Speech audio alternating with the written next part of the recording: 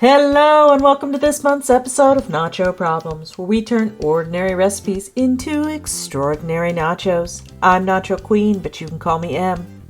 It's November now and the last of the harvest is in and the garden is done for the year. So let's make one final plate of nachos to celebrate a successful year. This episode we're making Veggie Fritter nachos. Vegetable fritters are super versatile since you can make them from a variety of different vegetables, pretty much whatever you have on hand. It's also a fun, delicious way to get in your daily dose of veggies.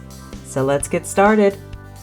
Step 1. The chips. The fritters will be our chips, and for that we need 2 cups of assorted vegetables. Everything here is from my garden, so there's potatoes, zucchini, onion, carrots, broccoli, and kohlrabi.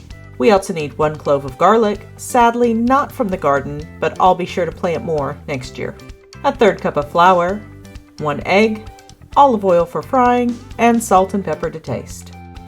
Now you can peel the potatoes and zucchini if you want, but I'm just going to peel the kohlrabi and onion and then shred everything down on the coarse side of my shredder. I really should have used my food processor for this, as the onion had me crying like a baby.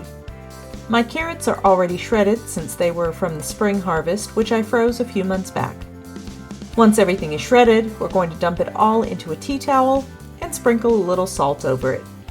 This will help to release some of the excess moisture so that they fry up nice and crispy. Mix in the salt and leave it to sit for about 10 minutes. Now just squeeze as much of the moisture out as you can. Discard the liquid and then return the veggie shreds to your bowl and add in the egg, flour, salt, and pepper, and mix well. Make sure to get everything well incorporated. Now we're going to form the mix into small patties. We've added just enough oil to coat the bottom of our pan and allowed it to heat up for a few minutes before adding in the fritters. Cook for 2 to 3 minutes before turning and then cooking for another 1 to 2 minutes or until golden and crispy. Then remove to a paper towel lined plate, and that's our chips. Next up is Step 2, the cheese. For our cheese, we're highlighting the herb garden, and what better way to do that than making green goddess dressing.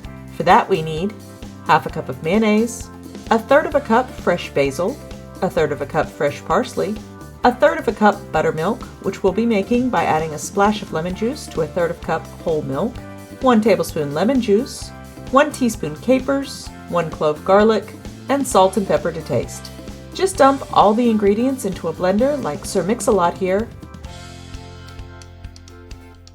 and puree until you have a smooth sauce. Add more salt and pepper if needed, and that's our cheese. Next we need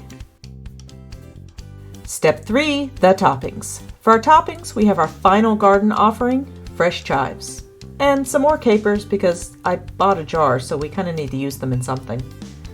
We have all of our components now. It's time for Step 4, let's eat.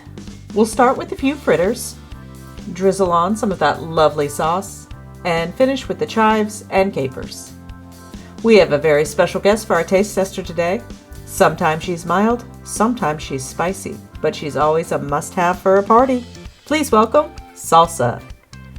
And there you have it. A bountiful harvest makes for delicious nachos. Well, that's all for this episode. I hope you enjoyed it. If so, give it a like and please consider subscribing if you want to see more nacho videos. If you have an idea for a future video, you can leave a comment below, or I've linked my Blue Sky. But you won't find me on Facebook, Instagram, or Threads. If you're looking to steal my apron, well, that's nacho merch, but you can get your own at a link in the description.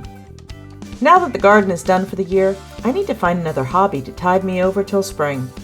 But that's not your problem. Thanks for watching, and I'll see you soon.